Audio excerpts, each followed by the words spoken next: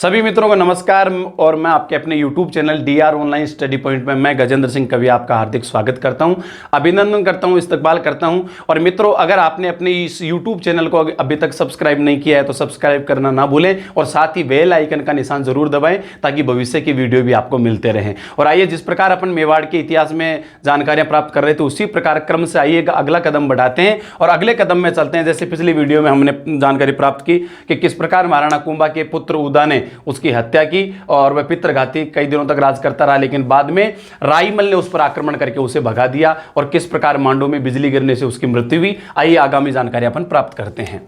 उसके बाद 1473 में मेवाड़ की गद्दी पर बैठते हैं महाराणा राईमल, जिन्होंने 1509 तक राज किया। और इनके शासनकाल की सबसे बड़ी समस्या रही वह रही ग्रह कलह। आदमी हर चीज को जीत सकता है लेकिन घर की राड़ को नहीं जीत सकता। घर की राड़ सबसे बड़ी समस्या होती है और महाराणा राईमल के समय की सबसे बड़ी समस्या रही ग्रह कलह। और ये ग्रह कलह किनके बीच थी? इनके तीन पुत्र पृथ्वीराज, जयमल और सांगा। इस ग्रह कलह के लिए इनको भड़काने वाले दो आदमी थे साहब, जो इनको भड़काया करते थे और दोनों भड़काने वाले घर के ही थे।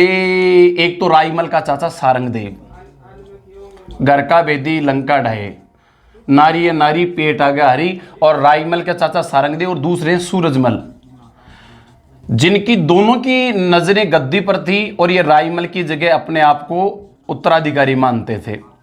ये दोनों किस प्रकार भड़काया करते थे कि एक बार तीनों भाई पृथ्वीराज, जयमल और सांगा, तीनों महत्वाकांक्षी थे और तीनों राईमल के बाद मेवाड़ की गद्दी पर बैठना चाहते थे। तीनों एक ज्योतिषी के पास पहुंचे और ज्योतिषी को अपनी जन्मपत्रियां दिखाकर पूछा कि बताइए किसका भविष्य उज्जवल है कि वह मेवाड़ के सिंहासन पर आसीन होगा।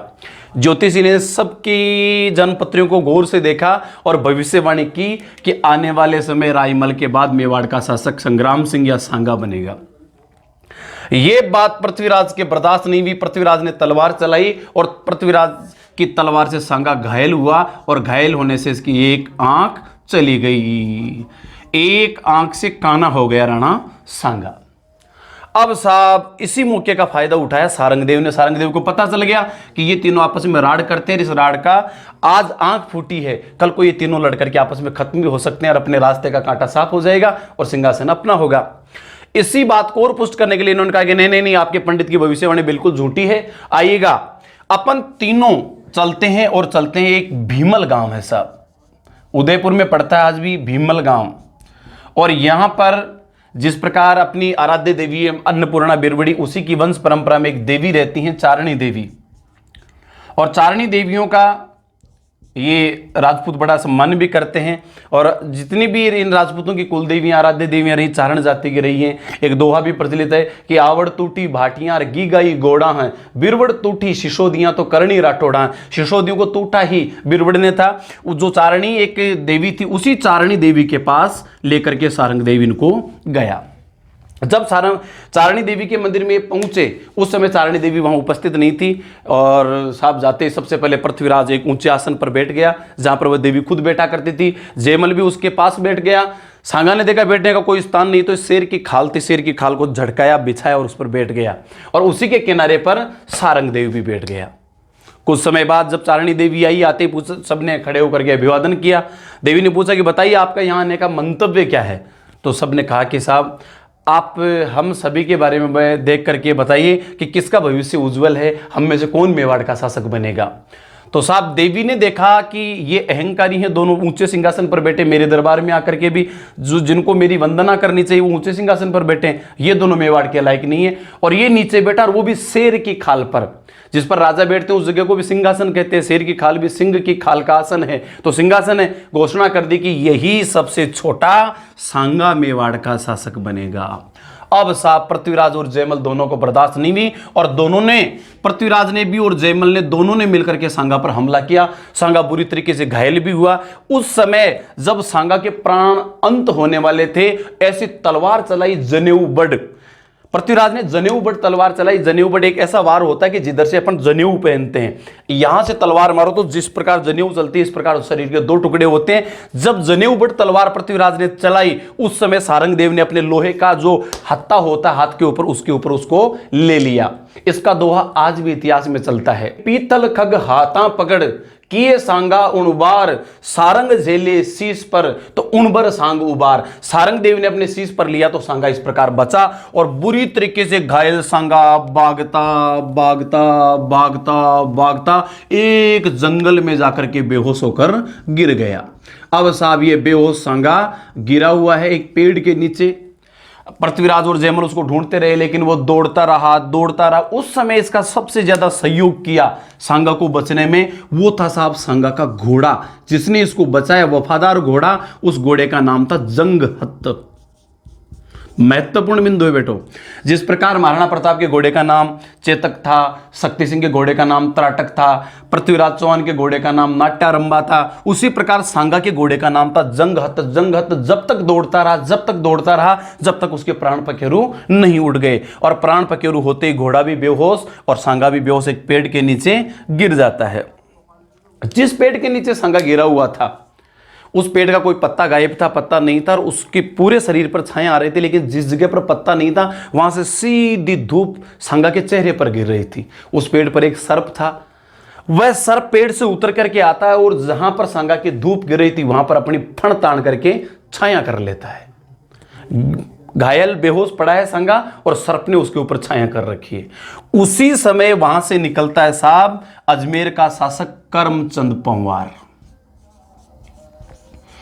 करमचंद पंवार ने देखा अपने लाव लश्कर के साथ तक एक घायल बच्चा पड़ा है, जवान है, और इसके ऊपर सर्प ने छाया कर रखी। वो शकुन शास्त्र का पढ़ा गया था। उसे पता है कि ये शकुन आज जो सांप छत्र कर रखा है, इसका पक्का प्रमाण ये है कि ये एक दिन छत्रपति सम्राट बनेगा।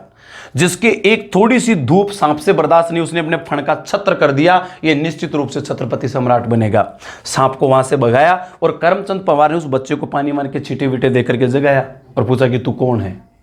सांगा ने देखा लाव लश्कर के साथ सैनिक हैं, देखा ये भाई साहब भाई लोगों के द्वारा भेजी गई सेना रही है, मेरा काम सटाएंगे। तो सांगा ने झूठ बोला, साहब मैं तो एक बंजारा हूं, हमारे बंजारों का कबीला जा रहा था और यहां पर उनके बीच में युद्ध हो गया, आपस में लड़ाई हुई, मैं घायल हो गया, सभी दूर उधर तितर बितर हो गए और मैं घायल होकर के यहां पड़ा हूं।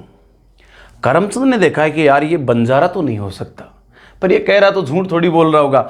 और इसी करमचंद पंवार ने दोनों भाइयों से बचने के लिए भागे हुए सांगा को शरण दी। तो ध्यान रखना, विपत्ति के समय राणा सांगा का जो शरणदाता था वो था करमचंद पंवार, और शासक बनने के बाद राणा सांगा ने अपना कर्ज अदा भी किया और करमचंद पंवार को रावत की उपाधि से नवाजा। इन बातों की अपन आगे जानकारी प्राप्त करते हैं। अब साहब करमचंद पंवार के अधीन रहता है सांगा, उसकी सेना में रहता है, और धीरे धीरे अपने प्रताप से करमचंद पंवार का दिल जीत लेता है। लेकिन रायमल के तो साहब ये ग्रह कलह रुकी नहीं, ग्रह कलह चलती रही, और ये एक बार चल पड़ती है तो रुकती नहीं है। कृपाराम खिड़िया का एक सोरठा है कि राग अगन अर राड जान अलप कीजे जतन, अरे बदियां पछे बिगाड़, रोक्यो रुके न राजिया। रोग, अग्नि और लड़ाई, इनको थोड़ी सी मात्रा में पहचान करके अगर हम इन्हें मिटाने का प्रयास करें तो ये नष्ट हो सकती, मिट सकती है, लेकिन जैसे जैसे बढ़ेंगी ये विकराल रूप धारण करती जाती हैं। तो जिस प्रकार अपने सांगा किस प्रकार बेहोश हुआ ये जानकारी अपन ने प्राप्त की, और आइएगा इस ग्रह कलह की परिणति की ओर चलते हैं। ग्रह कलह किस प्रकार आगे चलती रही, क्या हुआ।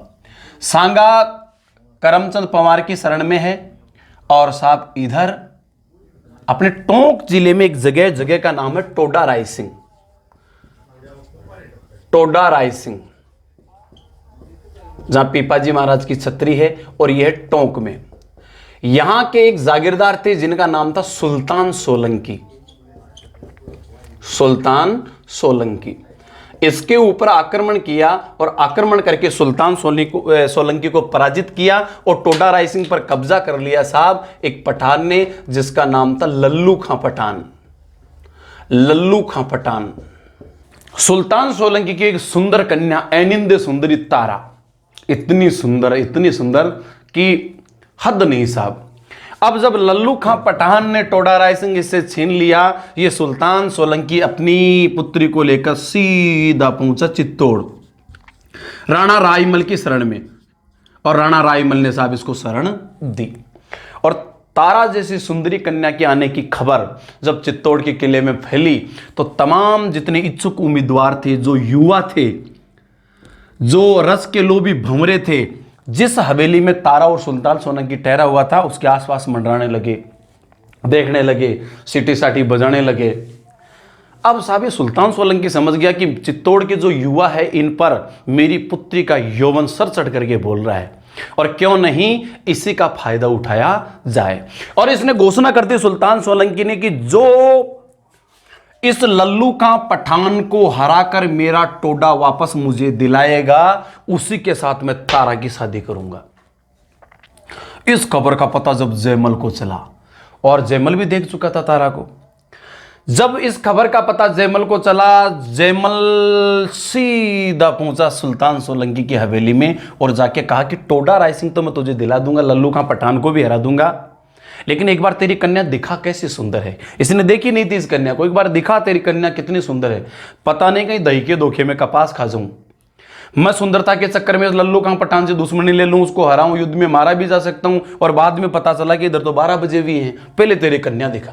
तो साहब एक कमरे में व्यवस्था की गई, तारा उस कमरे में आई और तारा को देखते ही जयमल सुध बुध खो बैठा। वाह क्या रूप लावण्य है, क्या सुंदरी है। और इस रूप लावण्य को देखकर जयमल सुध बुध खो बैठा और वहीं उसने प्रणय निवेदन कर दिया, और वो कुछ नापाक हरकतें से करने की कोशिश करने लगा। इतने में सोलंकी सैनिकों को पता चल गया केवल देखने आया था, ये तो आगे बढ़ रहा है। इतने में सोलंकी सैनिकों ने हमला किया और साहब इस जयमल को मार डाला। इस बात का पता जब पृथ्वीराज को चला, पृथ्वीराज सीधा सुल्तान सोलंकी की हवेली पर पूछा, रहा नालायक, एक तो हमने शरण दे रखी है और तूने मेरे भाई की हत्या कर दी। सुल्तान सोलंकी ने हाथ जोड़ के कहा, साहब मैं आपका अगर गुनहगार हूं तो मुझे सजा दीजिए, लेकिन बात ऐसी है, और पूरी बात बताई। इस प्रकार उसके साथ बदसलूकी करने लगा जबकि देखने आया था। तब कहा यार भाई ने गलत किया। अब साहब पृथ्वीराज ने कहा कि यार भाई देख करके ऐसी हरकत कर सकता तो मामला तो ठीक ही है। उसने कहा अगर लल्लू खां पठान को मैं हरा दूं तो बोले तारा आपको मिल जाएगी। अब साहब पृथ्वीराज ने लल्लू खां पठान को युद्ध में हराया बुरी तरीके से, और टोडा वापस किसको दिला दिया? सुल्तान सोलंकी को। और शर्त के मुताबिक इस तारा की शादी किससे हो गई? पृथ्वीराज से। अब साहब वाकई तारा इतनी सुंदर थी जिसका मैं पहले बता चुका हूं कितनी सुंदर थी, और पृथ्वीराज ने जब उसकी सुंदरता को लावण्य को देखा दीवाना हो गया। राजस्थान की बहुत सी लव स्टोरियां हैं, ढोला मारू, बागा भारमली, नागजी नागवंती, आबड़ दे खीमजी, एक से एक राजस्थान में जो लव स्टोरीज हैं, प्रेम कथाएं हैं। और कहते हैं साहब राजस्थान के लोग तो 3 ही काम ढंग के करते हैं, एक तो वार, एक प्यार और एक व्यापार।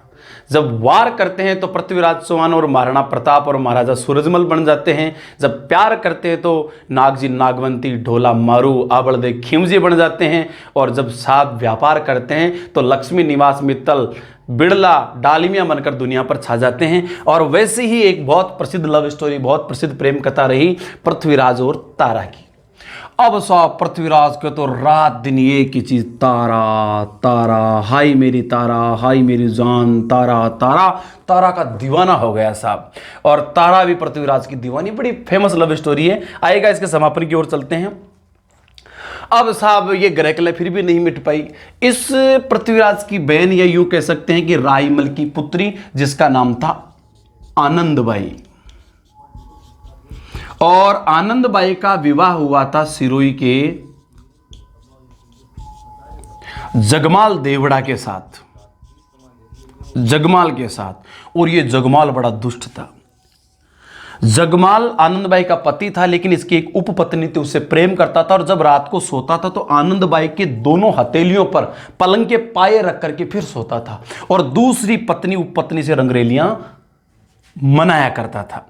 आनंदबाई ने काफी दिनों तक सहन किया, लेकिन जब दर्द बर्दाश्त से बाहर बढ़ गया, आनंदबाई ने पृथ्वीराज को पत्र लिखा कि हे भाई, तेरी बहन संकट में, और ऐसा ऐसा मेरे साथ अनाचार और अन्याय हो रहा है। पृथ्वीराज आग बबूला होकर के सीधा सिरोही पर आक्रमण करता है। पृथ्वीराज की वीरता से जगमाल अच्छी तरीके से परिचित था कि पृथ्वीराज के सामने बड़े बड़े, वाकई में पृथ्वीराज बहुत वीर था।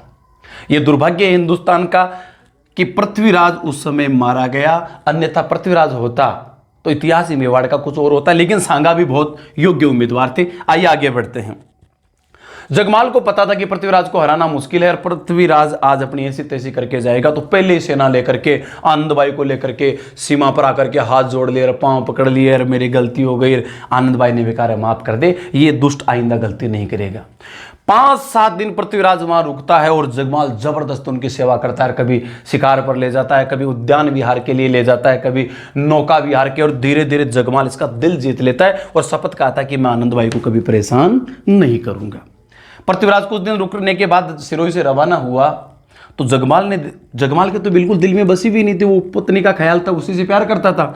उसने देखा अगर यार इसको परेशान किया तो पृथ्वीराज फिर अपने को मारने के लिए आएगा, अब की बार माफ नहीं करेगा, और अगर इससे प्यार किया तो अपनी इच्छा नहीं इससे प्यार करने की, अब क्या करे, इस पृथ्वीराज को रास्ते से हटाओ तब अपना काम जारी रह सकता है।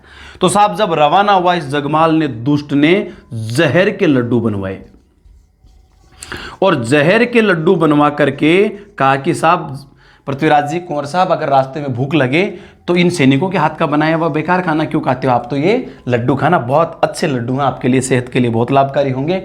और पृथ्वीराज अपने जीजा पर भरोसा करके वहां से चल पड़ता है। काफी दूर चलने के बाद संध्या काल में जब भूख लगती है, सैनिक खाना वाना बनाने लगते हैं और पृथ्वीराज ने ये जहर के लड्डू खा लिए, और यही जहर के लड्डू खाने से जैसे ही वो जहर का असर चढ़ने लगा, पृथ्वीराज समझ गया जीजा ने धोखा कर लिया। हाय मेरी तारा, हाय मेरी तारा, मैं क्या करूं, हे मेरी तारा, मैं तेरी गोद में मरूं, तेरा मुंह देख के मरूं, मेरे तो मोक्ष नहीं होगी तेरे बिना। और साहब जहर खाया हुआ यहां से पैदल भागता है। उसके जो साथी साथ गए थे, जो सैनिक गए थे, घोड़े लेके दौड़े, लेकिन घोड़ों से आगे दौड़कर ये जहर खाया हुआ सीधा तारा के पास पहुंचता है, कुंभलगढ़। और उसी कुंभलगढ़ में पृथ्वीराज तारा की गोद में सिर रखकर अपने प्राण त्याग देता है। इतना प्यार करता था, पैदल भागा, घोड़ों से आगे निकला, इसीलिए इस पृथ्वीराज को आज भी उड़ना राजकुमार के नाम से जाना जाता है। उड़ना राजकुमार, मेवाड़ के किस राजकुमार को उड़ना राजकुमार के नाम से जाना जाता है साहब, यही है कुंवर पृथ्वीराज सिसोदिया। कुंवर पृथ्वीराज जो रायमल के पुत्र, उन्हें किस नाम से जाना जाता है, उड़ना राजकुमार। इतना तेज दौड़ता था, इतना तेज दौड़ता था कि इसके मुकाबले घोड़े भी कभी नहीं कर पाते थे, इसीलिए इसको कहा जाता उड़ना राजकुमार। उड़ना राजकुमार आकर तारा की गोद में दम तोड़ देता है। आज वहीं कुंभलगढ़ किले में इनकी छतरी भी है और उन्हीं के साथ इनकी 32 जो पत्नियां और उपपत्नियां थी वो सती हुई थी। लेकिन कितनी पत्नियां हो साहब, इसका जो सच्चा प्यार था वो तो तारा के साथ ही था। इस प्रकार जो दोनों प्रतिद्वंदी सांगा के थे वे खेत रहे। कहने का मतलब पंडित की भविष्यवाणी भी सही सिद्ध हुई, भीमलगाम की चारणी की भविष्यवाणी भी सिद्ध हुई। ये बात एक दिन सांगा खड़ा है तलवार लिए पहरेदारी में, और करमचंद पंवार की पत्नी दोनों आपस में बात कर रहे हैं कि देखो साहब, दुनिया में दुख सबको उठाना पड़ता है, दुनिया में बुरे दिन सभी के आते हैं, भले दिन भी आते हैं। जैसे बुरे दिन राजा रायमल के आए वैसे तो किसी के भी नहीं आए। सांगा ने गौर किया कि बात क्या, उसको पता नहीं दोनों भाई मारे गए।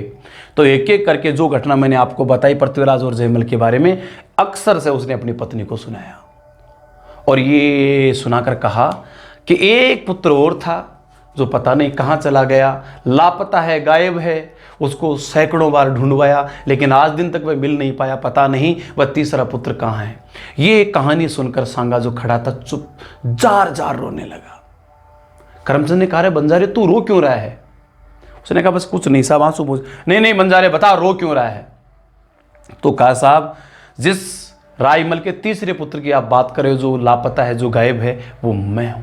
और ये सुनते ही करमचंद पंवार को वो सांप वाली घटना याद आई कि ये तो पहले ही भविष्यवाणी हो चुका कि ये बच्चा छत्रपति सम्राट बनेगा। ये बात पूरी समझ में आ गई और सांगा को लेकर करमचंद पंवार रायमल के पास पहुंचता है।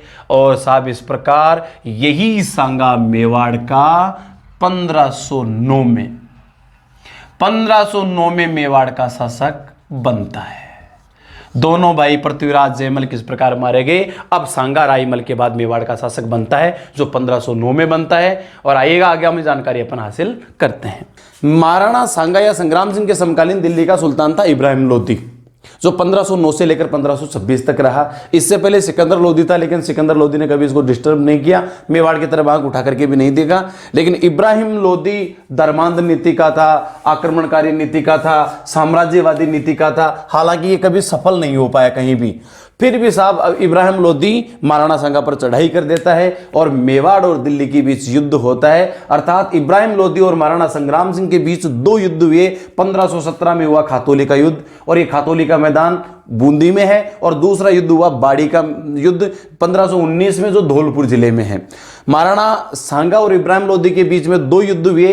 खातौली का युद्ध बूंदी में 1517 में हुआ, और बाड़ी का युद्ध धौलपुर में 1519 में हुआ। और इन दोनों ही युद्धों में लोदी की हार हुई। दोनों युद्धों में इब्राहिम लोदी बुरी तरीके से पराजित हुआ। अब साहब ये पराजय हुई, इसी के बाद में महाराणा सांगा लगातार अनवरत जीतों का जीत रिकॉर्ड कायम करता रहा। जिस प्रकार 1517 और 1519 में इन्होंने इब्राहिम लोदी से दो युद्ध लड़े, खातौली और बाड़ी, दोनों युद्धों में जीत हासिल की, उसी प्रकार इस 1519 में ही गागरोन का युद्ध हुआ। और गागरोन का युद्ध होता है मालवा के सुल्तान महमूद खिलजी और महाराणा सांगा के बीच। इस युद्ध में भी महाराणा सांगा विजयी होते हैं और मालवा का सूबेदार महमूद खिलजी युद्ध में पराजित होता है। इधर इब्राहिम लोदी की जो सन की टाइप की सी हरकतें बढ़ती जा रही थी। इब्राहिम लोदी बिल्कुल निरंकुश होता जा रहा था, दरबार वरबारों में किसी की कुछ नहीं मान रहा था। जो इनके पिता की कायम की हुई थी उन सभी परंपराओं को ये तोड़ता जा रहा था। तो इस इब्राहिम लोदी के जो दो दरबारी थे, एक दरबारी अमीर था जिसका नाम था दौलत खां लोदी, और दूसरे दरबारी अमीर का नाम था आलम खां लोदी। दौलत खां लोदी और आलम खां लोदी दोनों ने देखा इस इब्राहिम लोदी को किस प्रकार से जो मार्ग का कांटा बन चुका है इसको हटाया जाए, और इन दोनों ने अफगानिस्तान से बाबर को आमंत्रित किया साहब, फरगना से।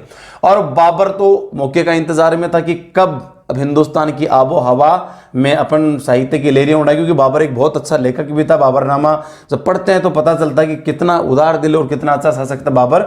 इब्राहिम लोदी और बाबर, इस बाबर को बुलाया किसने था? दौलत खां लोदी और आलम खां लोदी ने, जो दोनों ही इब्राहिम लोदी के दरबारी अमीर थे। इन दोनों के बुलावे पर बाबर आता है और इब्राहिम लोदी और बाबर के बीच घमासान युद्ध होता है, जिसे जाना जाता है पानीपत का प्रथम युद्ध। पानीपत का प्रथम युद्ध महत्वपूर्ण बिंदु है, और इसी युद्ध में हिंदुस्तान में पहली बार बारूद का प्रयोग हुआ। याद रखना महत्वपूर्ण है, भारत में प्रथम बार किस युद्ध में बारूद का प्रयोग हुआ? तो पानीपत के युद्ध में। भारत में पहली बार बारूद का प्रयोग किसने किया? साहब, भारत में पहली बार बारूद का प्रयोग बाबर ने किया। अगर यही प्रश्न आए कि राजस्थान में पहली बार बारूद का प्रयोग कब हुआ, राजस्थान में पहली बार बारूद का प्रयोग आए, तब हमें बताना खानवा का युद्ध में पहली बार बारूद का प्रयोग हुआ था। और पानीपत का जो प्रथम युद्ध लोदी और बाबर के बीच होता है, यह युद्ध हुआ था 21 अप्रैल 1526 के दिन। पानीपत के प्रथम युद्ध की तिथि है 21 अप्रैल 1526 के दिन। इस युद्ध में इब्राहिम लोदी पराजित हुआ और साथ में ही लड़ता लड़ता वीर गति को प्राप्त हुआ। इस युद्ध के बाद जैसे बाबर की जीत हुई, तो स्वाभाविक है इब्राहिम लोदी के तमाम क्षेत्रों पर बाबर का अधिकार होना था, और इस प्रकार बाबर दिल्ली और आगरा दोनों का शासक बन जाता है। और आइएगा बाबर किस प्रकार सांगा से टकराता है। हाँ तो मित्रों, पानीपत के प्रथम युद्ध में बाबर ने इब्राहिम लोदी को हराया। इब्राहिम लोदी को हराने के साथ ही बाबर का आगरा और दिल्ली पर अधिकार हो गया। इसके बाद बाबर ने देखा कि साम्राज्य का विस्तार किया जाए, साम्राज्य को और बड़ा किया जाए, और इसके लिए इस हिंदुस्तान के सबसे प्रबल प्रतापी शासक, सबसे पराक्रमी हिंदू शासक को पराजित करें, तो निश्चित रूप से बाकी के अन्य शासक भी सख्ते में आ जाएंगे, डर जाएंगे, और अपना धीरे धीरे अधिकार हो जाएगा। और इसी नियत से उसने सांगा के ऊपर आक्रमण करने का विचार किया। अब आक्रमण करने से पहले कोई ना कोई बहाना तो जरूरी होता है कि किस प्रकार इस पर अपने आक्रमण करें, ताकि अपने को कुछ एक सुरक्षित बहाना मिल सके जिससे अपनी बदनामी नहीं हो। तो इसने एक झूठा आरोप लगाया बाबर ने कि मुझे दिल्ली पर आक्रमण करने के लिए, इब्राहिम लोदी पर आक्रमण करने के लिए सांगा ने बुलाया था। हालांकि ऐसा कोई सबूत नहीं मिलता, बाबर खुद लिखता है बाबरनामा में, लेकिन ऐसा कोई सबूत अन्य किसी इतिहासकार ने नहीं दिया है।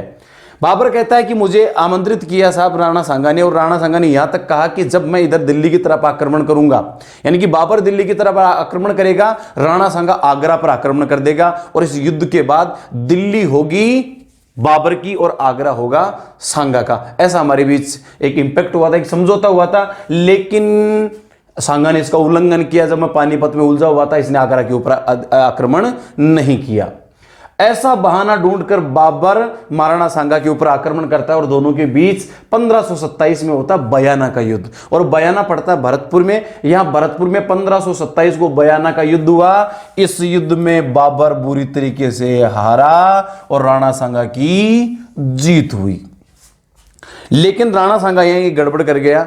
राणा सांगा इस जीत के बाद में इसने बाबर का पीछा नहीं किया और भागती हुई सेना का, निश्चित रूप से सेना का हौसला टूटा हुआ था। उस समय अगर पीछा करते तो निश्चित रूप से आज हिंदुस्तान का इतिहास ही कुछ और होता।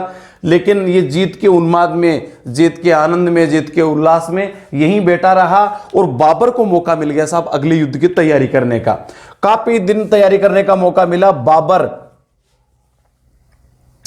बाबर का क्या करता, अगले युद्ध की तैयारी में जुट जाता है। लेकिन सांगा इस विश्वास में था कि अब दोबारा इसके युद्ध करने का साहस नहीं होगा, और साहब बाबर अपनी सेना को खानवा में लेकर शानदार मोर्चेबंदी के साथ पूरी तैयारी करता है और पूरी तैयारी के साथ सेना को मोर्चे पर ले आता है। लेकिन सेना घबरा चुकी थी, सेना बुरी तरीके से डर चुकी थी, क्योंकि वे बयाना के युद्ध में पहले ही राजस्थान के राजपूत वीरों का जोहर देख चुकी थी और उन्हें पता था कि अब की बार अगर अपन युद्ध में गए तो ये आत्महत्या करने के बराबर होगा। सेना ने बगावत कर दी, साहब हम तो राणा सांगा की सेना से युद्ध करने की स्थिति में नहीं है, हमें तो काबुल जाना है, हमें तो काबुल जाना है, हम लड़ाई नहीं करेंगे। और वहाँ के स्थानीय जो निवासी थे उन्होंने भी सांगा के सैनिकों की जब वीरता का बखान किया, तो जिन लोगों ने बयाना के युद्ध में भाग नहीं लिया था, जो बाहर से और बुलाए गए थे, वे भी बुरी तरीके से घबरा गए।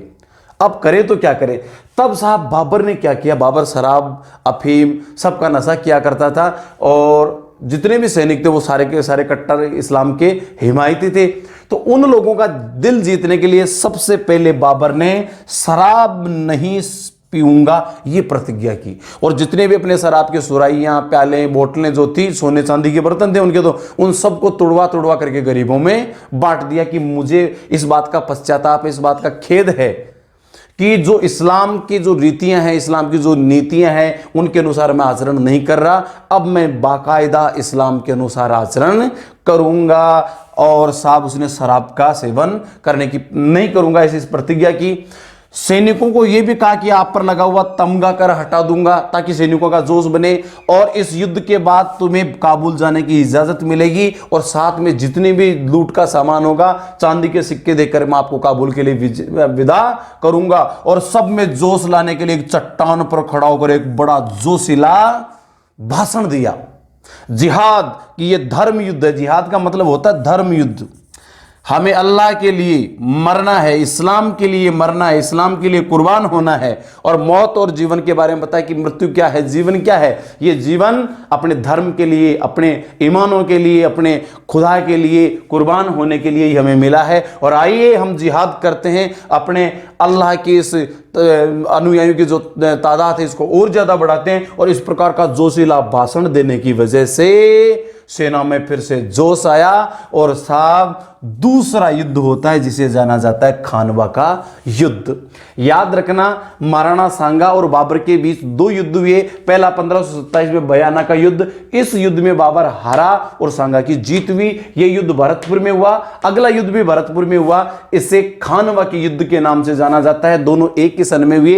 यह युद्ध महत्वपूर्ण है क्योंकि भारत के इतिहास की बड़ी महत्वपूर्ण तिथि है। खानवा का युद्ध हुआ था 17 मार्च 1527 के दिन भरतपुर की रूपावास तहसील में। और आएगा खानवा के युद्ध का हम विस्तार से अध्ययन करते हैं। हाँ तो मित्रों, इस प्रकार बाबर के जोशीले भाषण को सुनकर के बाबर की सेना में फिर से जोश आया और वह फिर धर्म के नाम पर, जिहाद के नाम पर लड़ने को सेना तैयार हो गई और सेना आ डटती है खानवा के मैदान में। और अब होता है साहब खानवा का युद्ध। एक एक बिंदु अपनी परीक्षा की दृष्टि से बहुत महत्वपूर्ण है। खानवा का युद्ध, ये तारीख का अपन पहले भी जिक्र कर चुके। खानवा का युद्ध हुआ भरतपुर में 17 मार्च 1527 के दिन। आइएगा इस युद्ध के दौरान क्या क्या गतिविधियां हुई इनकी अपन एक एक चर्चा करते हैं। खानवा का युद्ध 17 मार्च 1527 के दिन हुआ। इस युद्ध में एक तरफ बाबर की सेना है और एक तरफ सांगा की सेना है। और यही वह युद्ध है जिसमें राजस्थान में पहली बार बारूद का प्रयोग हुआ। अभी अपन ने जिक्र किया था कि भारत में सबसे पहले बारूद का प्रयोग किस युद्ध में हुआ, तो वह हुआ था साहब पानीपत के युद्ध में। और राजस्थान में बारूद का पहला प्रयोग हुआ खानवा के युद्ध में, जो किया बाबर ने। इसमें जो तोप चलाने वाले थे बाबर की सेना की तरफ से, वो दो तोपची थे। एक का नाम था मुस्तफा, एक का नाम था उस्ताद अली। और इन्होंने जंजीरों से बांध करके अपनी तोपों को शानदार तरीके से मोर्चेबंदी की। और सेना का खुद बाबर रिजर्व रहते हुए, बाबर इसमें एक योद्धा की तरह लड़ नहीं रहा था, बल्कि सेना की निरीक्षण कर रहा था, देख रहा था। जबकि राजस्थान की इन योद्धाओं की सबसे बड़ी कमजोरी यही थी, हर योद्धा हाथी पर बैठ करके, कोई घुड़सवार घोड़ों पर बैठकर, और पैदल सेना की तो कोई संख्या की अपार सेना थी, उनकी तो कोई गिनती नहीं थी। बहुत कम संख्या होते हुए भी बाबर किस प्रकार जीता और किस प्रकार हारे। तो मुस्तफा और उस्ताद अली दोनों ने जंजीरों से बांधकर शानदार मोर्चेबंदी की तोपों से, और सेना की मोर्चेबंदी जिस प्रकार से बाबर ने की वह तुलुगमा विधि से की। तुलुगमा विधि बाबर ने सीखी थी उज्बेकों से। उज्बेक है उज्बेकिस्तान के निवासी, उज्बेकिस्तान के लोगों से सेना की मोर्चेबंदी का नया तरीका सीखा, जिसे कहते हैं तुलुगमा विधि। अच्छा, साथ में यह आ सकता है कि तुलुगमा विधि का प्रयोग कहां से सीखा, तो कल को यह भी आ सकता है कि तोप का प्रयोग तो याद रखना ईरानियों से सीखा साहब, ईरानियों से प्रयोग सीखा। बाबर ने तोप का प्रयोग कहां से सीखा साहब, तोप का प्रयोग इन्होंने ईरानियों से सीखा। और दो तोपची थे, एक का नाम मुस्तफा और एक उस्ताद अली। और इधर है साहब सांगा, सांगा की सेना में जो सहयोगी थे, ये राजस्थान का प्रथम राजा है जिसने करीब करीब हिंदू राजाओं को एक छत्र में एक झंडे के नीचे ला दिया था। और उस सांगा के झंडे के नीचे कौन कौन से शासक लड़ने आए, खंडार का सलैदी तमर, मेवात का हसन खां मेवाती।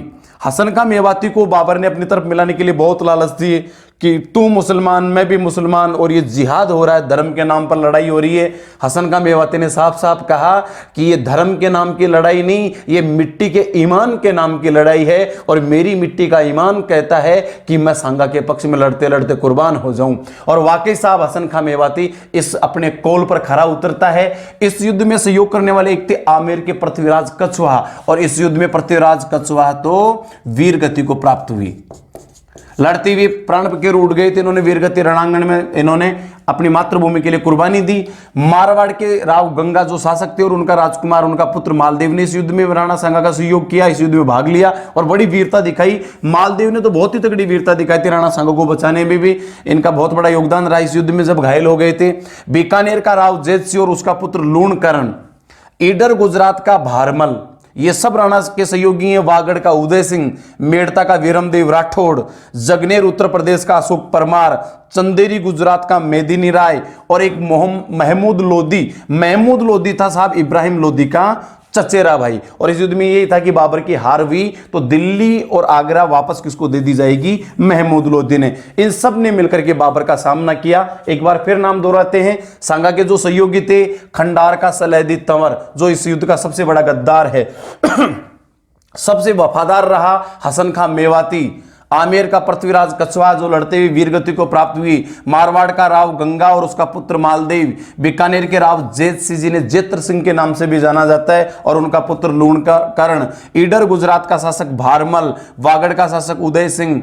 मेड़ता का शासक वीरमदेव मेड़तिया या वीरमदेव राठौड़। जगनेर उत्तर प्रदेश का अशोक परमार। चंदेरी गुजरात का मेदिनी राय और महमूद लोदी जो इब्राहिम लोदी का चचेरा भाई था। ये सब सांगा की तरफ से लड़ रहे थे। अब साहब ये जो घमासान युद्ध हुआ, इस युद्ध के बीच हमारे जो राजस्थान की जो सांगा की जो सेना थी, इसमें अशोक परमार के सैनिक थे, अशोक परमार के लिए लड़ रहे थे। गंगा के सैनिक गंगा के लिए, पृथ्वीराज कछवाहा के पत्र, यानी कि इन्होंने किसी एक को नेता नहीं मानकर अपने अपने जातीय स्वाभिमान में युद्ध करते रहे और इनकी परंपरागत शैली रही। इधर साहब तोप है, बंदूकें हैं, बारूद है और इधर अपनी परंपरागत शैली। इस युद्ध में साहब बाबर जीता, बाबर की जीत हुई और जीत होने के बाद बाबर ने गाजी की उपाधि धारण की। खानवा के युद्ध के बाद बाबर ने कौन सी उपाधि धारण की, गाजी। गाजी का अर्थ होता है धर्म के विरुद्ध आचरण करने वाले,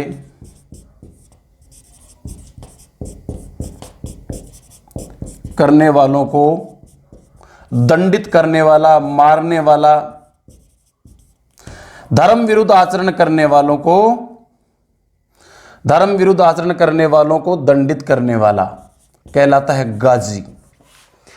उन्हें मृत्युदंड भी दे सकते, कैसे भी, यानी कि इस्लाम के खिलाफ, इनका धर्म इस्लाम है तो इस्लाम के खिलाफ जो आचरण करें उन्हें काफिर कहते हैं। और उन काफिरों को दंडित करना, उनको मारने वाला जिस नाम से जाना गया वो गाजी। तो याद रखना, खानवा के युद्ध के बाद बाबर ने कौन सी उपाधि धारण की? गाजी। और गाजी का अर्थ क्या होता है साहब? धर्म के अनुसार जो आचरण नहीं करता उसका वध करने वाला, उसको मारने वाला, उसे दंडित करने वाला, ये उपाधि धारण की बाबर ने। इस युद्ध में सांगा के जो तमाम सहयोगी थे उन्होंने जी जान से लड़ाई लड़ी, लेकिन जिस गद्दार की वजह से इसमें हार होती है वह है ये दुष्ट खंडार का सलहदी तंवर, और इसी ने साहब विश्वासघात किया।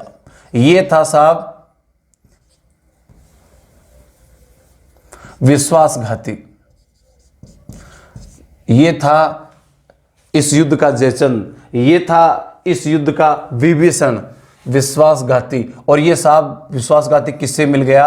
बाबर की सेना से जा मिला और बाबर की सेना के पक्ष में हो गया। कितना बेईमान आदमी था, और इसी की बेईमानी की वजह से खानवा के युद्ध में राणा सांगा की पराजय हो जाती है, बाबर की जीत हो जाती है, और भारत के ऊपर मुगलिया सल्तनत का झंडा लहरा जाता है, जो कई सालों तक भारत की छाती में गड़ा रहा। आइए आगे की जानकारी, इस युद्ध के बाद क्या हुआ, इनकी जानकारियां और करते हैं। आइए तो मित्रों, खानवा के युद्ध के बाद की स्थिति को जानते हैं। जिस प्रकार खानवा के युद्ध में राणा सांगा की पराजय का सबसे प्रमुख कारण था सलहदी तंवर का विश्वासघात करना, लेकिन इसी के साथ एक महत्वपूर्ण कारण था कि इस सेना का मालिक बीज का बाजरा राणा सांगा ही बीच में घायल हो चुका था, और राणा सांगा के घायल होने की वजह से सेना का हौसला टूट गया। इसके पराजय के कई कारण अपन गिना सकते हैं। सलहदी तंवर का विश्वासघात करना, राजस्थानी सैनिकों का परंपरागत युद्ध शैली का अपनाना, बाबर द्वारा तोप का प्रयोग करना, बाबर की तुलुगामा विधि और धर्म के नाम पर दिए गए नारे की वजह से बाबर की सेना में आया जोश। लेकिन प्रमुख कारण जो दो थे, सलहदी तंवर का विश्वासघात करना और राणा सांगा के बीच में घायल हो जाना। जैसे खानवा के युद्ध में राणा सांगा घायल होते हैं, और घायल राणा सांगा को झाला, अज्जा, बीदा और मालदेव सुरक्षित मैदान से निकालते हैं और निकाल करके पहुंचते हैं बसवा में। और बसवा में अगले दिन जब होश आता है, राणा सांगा ने पूछा युद्ध में क्या हुआ? सबने कहा साहब अपनी तो पराजय हो गई, बाबर जीत गया। राणा सांगा ने कहा मेरे जीवित रहते हुए हार कैसे हो सकती है? मैं मर जाऊं तो मानूंगा कि अपनी हार हो गई, जब तक जिंदा हूं तब तक तो मेवाड़ के गौरव के लिए लड़ता रहूंगा। और वापस से वो अपनी सेना का संगठन करने लगा, सैनिकों में जोश जगाने लगा। लेकिन करीब करीब इसके सहयोगी थे वो उन्हें छोड़ करके भाग चुके थे। उन्हें एक एक को पत्र लिखने लगा, और धीरे धीरे इसी बसवा में ठीक होने के बाद कभी इरीच में, कभी कालपी में, कभी रणथंभौर में जा जाकर अपने सहयोगियों को पत्र लिखते और उन्हें युद्ध के लिए आमंत्रित करते।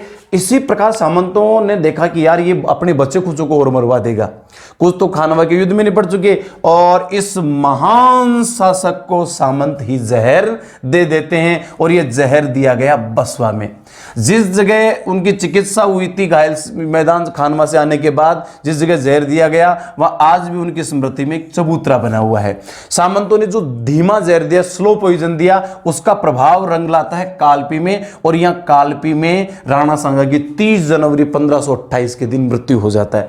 इन स्थानों को लेकर बड़ा विरोधाभास है। कई जगह आता कि इरीच में जहर दिया गया, कई जगह आता कि जहर कालपी में दिया गया, बसवा में मृत्यु हुई। यह सही है कि बसवा में इनको जहर दिया गया, कालपी में इनकी मृत्यु हुई 30 जनवरी 1528 के दिन, और मृत्यु होने के बाद कालपी से इनके शव को लाया गया मांडलगढ़ जो भीलवाड़ा में है, और इसी मांडलगढ़ में इनका दाह कर्म होता है, अंतिम संस्कार होता है, जहां पर आज भी राणा सांगा की वीरता की गाथा गाती हुई 32 खंभों की छतरी खड़ी है। महत्वपूर्ण प्रश्न है, राणा सांगा की छतरी कहां है? मांडलगढ़। राणा सांगा का अंतिम संस्कार कहां हुआ था? मांडलगढ़ में। मांडलगढ़ कहां है साहब? भीलवाड़ा।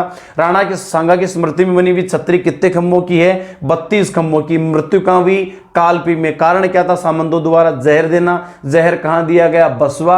और खानवा के युद्ध में घायल सांगा का उपचार भी कहां हुआ? बसवा में। और घायल सांगा को सुरक्षित मैदान से निकाल के कौन लाए? झाला, अज्जा, बीदा और मालदेव इन्हें सुरक्षित निकाल कर ले आते हैं। और इसी प्रकार 1528 30 जनवरी के दिन ये सुनहरा पृष्ठ हमारी किताब से फटकर अलग हो जाता है, लेकिन इतिहासकारों ने इसे सुनहरे अक्षरों में बड़े सुंदर ढंग से लिखा। जहां तक मेरा प्रयास बन पड़ा आपको बताया।